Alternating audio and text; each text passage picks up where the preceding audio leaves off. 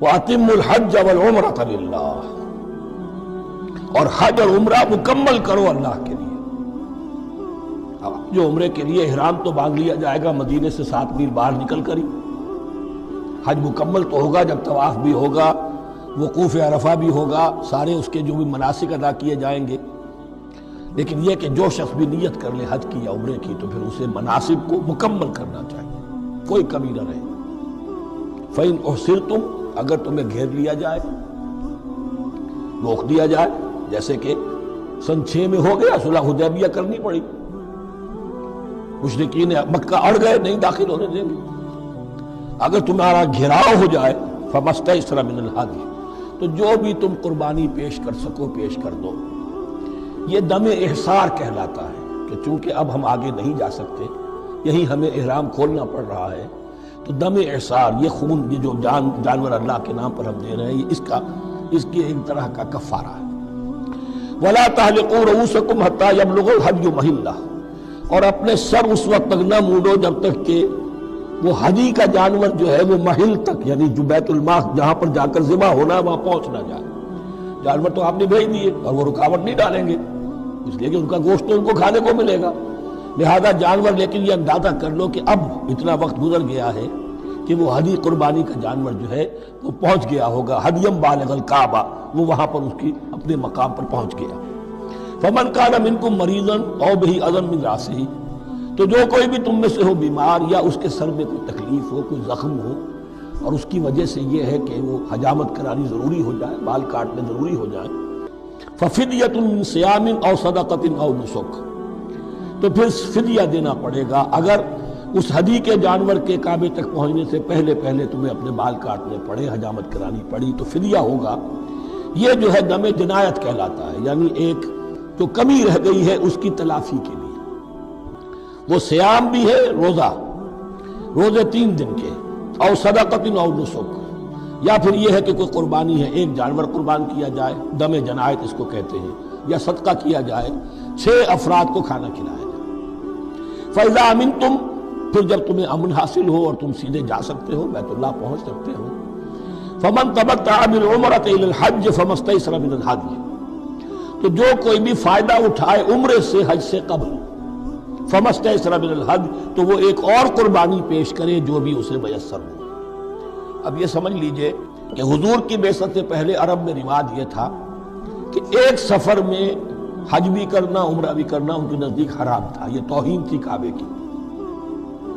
حج کے لیے 3 مہینے، شوال، ذوالقعدہ، ذی الحج، اور رجب کا مہینہ ان کے ہاں طے تھا عمرے کے لیے۔ عمرے کے لیے علیحدہ سفر کرو، اس کے لیے علیحدہ سفر کرو۔ لیکن شریعت محمدی میں جو آسانیاں کی گئی ہیں وہ یہ ہیں کہ ایک شخص، چونکہ اس ملت کو پھیلنا تھا بہت طویل علاقے پر، لوگوں کے لیے سفر آسان تو نہیں تھا، تو آپ ایسا کر سکتے ہیں کہ آپ جائیں اور عمرہ بھی کر لیں، حج بھی کر لیں۔ ایک شکل یہ ہے کہ عمرہ کیا، احرام کھول دیا، اور پھر حج کا وقت آیا 8ویں ذی الحج کو، تو پھر احرام باندھا، وہ حج کا احرام ہو گیا، اسے کہتے ہیں تمتع۔ ایک یہ ہے کہ حج کے لیے احرام باندھا تھا، جاتے ہی عمرہ بھی کر لیا لیکن احرام کھولا نہیں، اسی احرام میں جاری رکھ کر اسے، اور اسی میں حج بھی کر لیا، یہ قران کہلاتا ہے، جمع کر لیا ایک ہی احرام میں عمرے کو بھی اور حج کو بھی۔ ایک افراد کہلاتا ہے، بس ایک کے لیے صرف حج کا معاملہ شروع سے۔ تو یہاں تمتع کی جو ہمیں اجازت دی گئی ہے، اس کے لیے جسے دم شکر کہتے ہیں حضرت امام ابو حنیفہ، یہ شکرانہ ہے کہ ہم ایک قربانی دیں۔ لیکن امام شافعی کے نزدیک یہ بھی دم جنایت ہے، یہ بھی جبر ہے، چنانچہ امام ابو حنیفہ کے نزدیک یہ قربانی جو دی جاتی ہے اس کا گوشت قربانی دینے والا بھی کھا سکتا ہے 1/3 کے درجے، لیکن امام شافعی کے نزدیک نہیں، یہ ایک صدقے کے اور اس کے دم جنایت کے قریب کی شے ہے، اس کا گوشت جو ہے قربانی دینے والا خود نہیں کھا سکتا۔ فَمَن لَّمْ يَجِدْ، اب اگر کسی کے پاس نہیں ہے یہ ہدیہ پیش کرنے کو، فَصِيَامُ 3 أَيَّامٍ فِي الْحَجِّ، تو اب اس پر لازم ہے کہ حج میں 3 روزے رکھے، 7ویں، 8ویں اور 9ویں ذی الحج کو روزہ رکھے عین ایام حج میں۔ 10ویں کا روزہ نہیں ہو سکتا، وہ عید کا دن ہے، یوم النحر ہے۔ وَسَبْعَةٍ إِذَا رَجَعْتُمْ، اور 7 روزے رکھو جبکہ تم واپس چلے جاؤ اپنے گھروں میں جا کر 7 روزے رکھو، تلک عشرۃ کاملہ، یہ 10 روزے ہوں گے مکمل. ذالک لمن لم یکن اہلہ حاضر المسجد الحرام، لیکن یہ رعایت کہ حج اور عمرہ ایک ہی سفر میں کر لیا جائے اور ایک ہی احرام میں کر لیا جائے یا 2 احراموں میں کیا جائے، یا یہ کہ ان دونوں کو جمع کرنے کی شکل جو ہے، یہ ایک رعایت ہے کن کے لیے؟ ذالک لمن لم یکن اہلہ حاضر المسجد الحرام، جس کے اہل و عیال مسجد حرام کے قریب نہیں رہتے، دور سے آ رہے ہیں، تو ظاہر بات ہے کہ ان کے لیے رعایت ہوگی. واتقوا اللہ، اللہ کا تقوی اختیار کرو. وعلموا، اور جان لو، ان اللہ شدید العقاب، یقیناً اللہ تعالی سزا دینے میں بھی بہت سخت ہے. فمن فرض فیہن الحج، تو جو کوئی بھی اپنے اوپر لازم کر لے ان مہینوں میں حج کو، لازم کر لے سے مراد نیت پختہ کر لے، اور نیت پختہ کرنے کی علامت احرام باندھ لے. فمن فرض فیہن الحج، تو حج کے لیے جو اپنے اوپر لازم کر لے، فلا رفث ولا فسوق ولا جدال فی الحج، تو احرام کی حالت میں یہاں لفظ حج آیا ہے، ان میں سے پہلی قید جو ہے فلا رفث، تو کوئی شہوت کی بات نہیں ہونی چاہیے.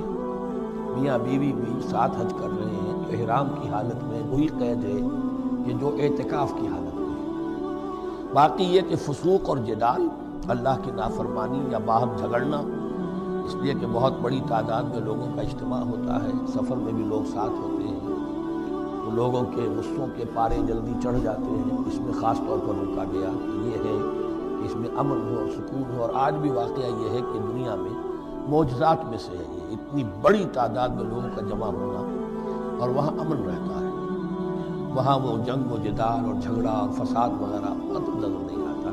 یا تو یہ کہ پچھلے دنوں میں کچھ سیاسی اعتبار سے کوئی مہمیں اٹھائی گئی ہیں، یا یہ کہ کچھ چور اچکوں نے بھی جانا شروع کر دیا ہے وہاں پر، لیکن جھگڑا اور جو گالم گلوچ کی نوبت ہم نے اپنے آنکھوں سے نہیں دیکھی. پچھلے 5-6 مرتبہ حج کی سعادت حاصل ہوئی ہے. فلا رفث ولا فسوق ولا جدال فی الحج وما تفعلوا من خیر یعلمہ اللہ، اور جو خیر بھی تم اس کے دوران کرو گے اللہ کے وہ علم میں ہوگا. نوافل پڑھ رہے ہو، اضافی طواف کر رہے ہو، کوئی اور بھی جو کام کر رہے ہو، اس میں کسی اور کو دکھانے کی ضرورت نہیں ہے. اپنے خاموشی کے ساتھ انسان وہ اپنے جو بھی نیکی مزید کما سکے کمائے، جو بھی مناسک حج ہیں ان پر مستضاد. وَتَزَوَّدُوا فَإِنَّ خَيْرَ الزَّادِ التَّقْوَىٰ، اور سفر کے لیے زاد راہ ساتھ لے لیا کرو، اور بہترین زاد راہ تقویٰ ہے. اب اس آیت کے 2 معنی لیے گئے ہیں. ایک تو یہ کہ بہترین زاد راہ تقویٰ ہے، یعنی سفر میں آپ نے زاد راہ خرچ کی شکل میں تو لے لیا، تقویٰ ہے نہیں، پھر کیا ہوگا؟ وہ تو صرف پیسہ خرچ کرنے کے لیے اچھا احرام لے لیں گے، اچھی جگہ لے لیں گے قیام کی، تو تقویٰ اگر نہیں ہے تو وہ حج تو حج ہی نہیں ہوگا. لیکن اس کا ایک دوسرا مفہوم جو ہے وہ بھی بہت اہم ہے کہ اگر انسان خود اپنا زاد راہ ساتھ نہ لے تو پھر وہاں مانگنا پڑتا ہے. تو تقویٰ سے مراد یہاں ہے سوال سے بچنا. بہتر یہ ہے کہ زاد راہ لے کر چلو، اور یہ کہ اس کے لیے تمہیں کسی کے سامنے سائل نہ بننا پڑے. اگر تم صاحب استطاعت نہیں ہو تو حج تم پر فرض ہی نہیں. خام خواہ کو ایک شے جو تم پر فرض نہیں ہے اس کے لیے وہاں جا کر بھیک مانگنا، یا یہاں سے بھیک مانگ کر یا چندہ لے کر جانا، یہ تو قطعاً غلط حرکت ہے. وَتَزَوَّدُوا فَإِنَّ خَيْرَ الزَّادِ التَّقْوَىٰ وَاتَّقُونِ يَا أُولِي الْأَلْبَابِ، اور یقیناً میرا ہی تقویٰ کرو، مجھ ہی سے ڈرو اے ہوش مند.